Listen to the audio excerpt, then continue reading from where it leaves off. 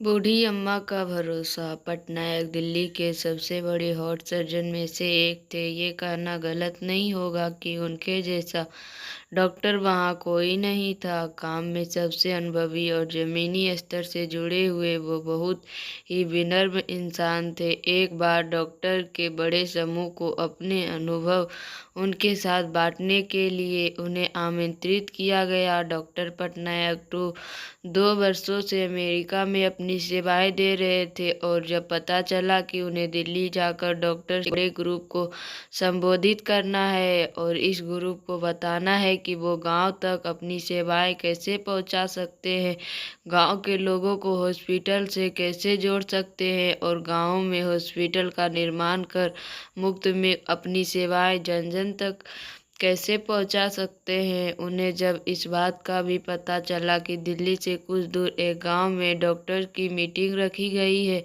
तब वे बहुत खुश हुए, क्योंकि डॉक्टर पटनायक दिल्ली के अलावा कई गांवों में अपनी मुफ्त सेवाएं दे चुके थे और उन्हें गांव के लोग बहुत मानते थे। उन्होंने अपनी फ्लाइट टिकट बुक की, अपना सामान पैक किया और अगले ही दिन दिल्ली के लिए रवाना हो गए। देर शाम को उनकी फ्लाइट लैंड हुई। मौसम ने अपना रूप बदला हुआ था। आसमान से एक दो बूंद टपकती पानी का छोटे छोटे ओले में बदल गए। पता नहीं चला। मौसम बहुत ज़्यादा खराब था। दिल्ली से एक जूनियर डॉक्टर शर्मा और उनका ड्राइवर मोहन उन्हें लेने के लिए एयरपोर्ट पर उपस्थित थे। अगली सुबह एक छोटे से गांव में डॉक्टर पटनायक को संबोधित करना था, इसलिए उन्हें उसी रात ही उस गांव के लिए निकलना था। कुछ देर इंतजार के बाद भी मौसम की स्थिति वैसी ही थी। डॉक्टर शर्मा ने मोहन से पूछा, यदि आप गाड़ी चला सके और रास्ते में किसी तरह की कोई असुविधा ना हो तो क्या हम इस मौसम में भी यहाँ से निकल सकते हैं? हाँ, मैं कोशिश करूँगा, लेकिन गांव जाने के लिए हमें कच्चे रास्तों से होकर जाना पड़ेगा, इसलिए अभी हम धीरे आगे बढ़ सकते हैं, मोहन ने कहा। मोहन ने गाड़ी निकाली और तीनों गांव की तरफ आगे बढ़ने लगे। रास्ते और मौसम दोनों बहुत खराब था, इसलिए वे धीरे धीरे आगे बढ़ रहे थे। कुछ दूरी तय करने के बाद जब वे एक गांव से गुजर रहे थे, तब मोहन को महसूस हुआ कि उसके गाड़ी का एक टायर पंचर हो गया। उसने गाड़ी रोकी और नीचे उतरकर बारिश में भीगते हुए उसने टायर को चेक किया। टायर पंचर था। उस गांव में बहुत अंधेरा था। मौसम खराब होने के कारण वहां बिजली नहीं थी, लेकिन मोहन ने देखा कि पास ही के एक घर से रोशनी आ रही थी।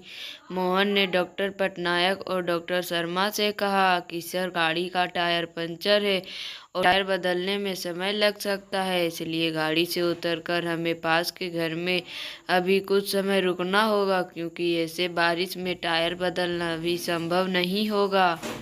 दोनों डॉक्टर गाड़ी से नीचे उतरते और पास के घर की तरफ जाना जहां से रोशनी आ रही थी आगे बढ़ने लगे। उन्होंने घर का दरवाज़ा खटखटाया, लेकिन अंदर से किसी भी तरह की कोई प्रतिक्रिया नहीं हुई।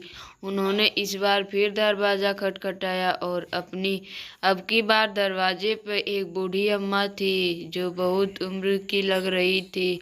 माँ जी, हम शहर से आ रहे हैं। मौसम बहुत खराब है और यहाँ हमारी गाड़ी भी खराब हो गई है। यदि कुछ समय तक आप हमें यहाँ रुकने दें तो आपकी बड़ी मेहरबानी होगी, डॉक्टर शर्मा ने बूढ़ी अम्मा से कहा।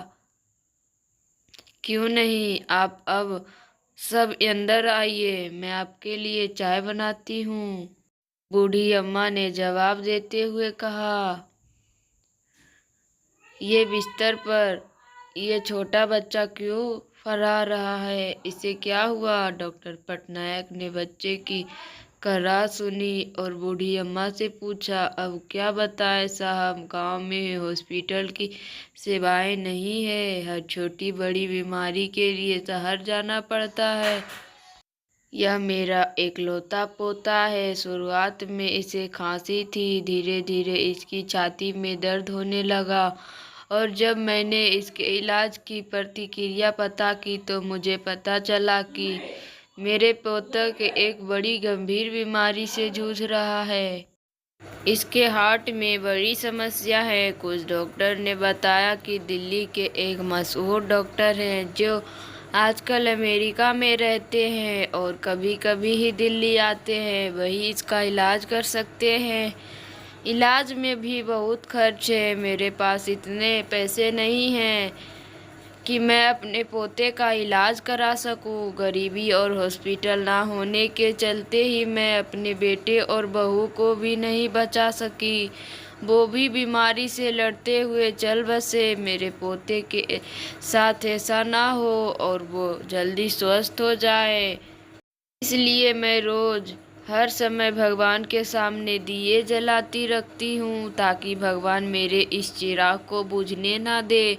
मैं हर रोज भगवान से प्रार्थना करती हूँ कि जब भी डॉक्टर पटनायक दिल्ली आए तो मुझे किसी के कारण माध्यम से पता चल सके और मैं उनसे अपने पोते की जान बचाने की भीख मांग सकूं। अब सब मैंने भगवान पर छोड़ दिया है साहब। ऐसा कहकर बूढ़ी अम्मा रोने लगी। ये सब बातें डॉक्टर शर्मा ड्राइवर मोहन ने सुना तो उनके चेहरे पर एक अलग ही चमक दिख रही थी।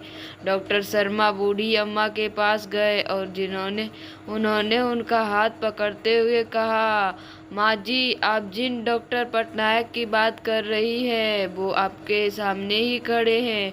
डॉक्टर पटनायक ने बूढ़ी अम्मा से उनके गांव वाले कार्यक्रम के बारे में पूरी बात बताई और यह भी विश्वास दिलाया कि उनके पोते का अब वो मुफ्त में इलाज करेंगे और गांव-गांव तक चिकित्सा की सेवाएं पहुंचाएंगे।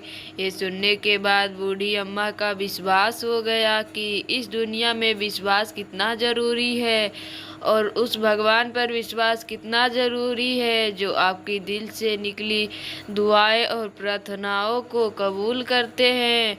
अगली सुबह सभी डॉक्टर्स को डॉक्टर पटनायक ने संबोधित किया और उन्हें गांव-गांव में हॉस्पिटल और चिकित्सा से जोड़ने के लिए हर संभव प्रयास किए जो वो सब कर सकते हैं। इसके लिए कहा। बूढ़ी अम्मा के पोते का इलाज हुआ और वो सब स्वस्थ हैं। गांव-गांव तक डॉक्टर पहुंचे और हॉस्पिटल खुलने लगे। दोस्तों, इस कहानी से हमें क्या सीख सकते हैं?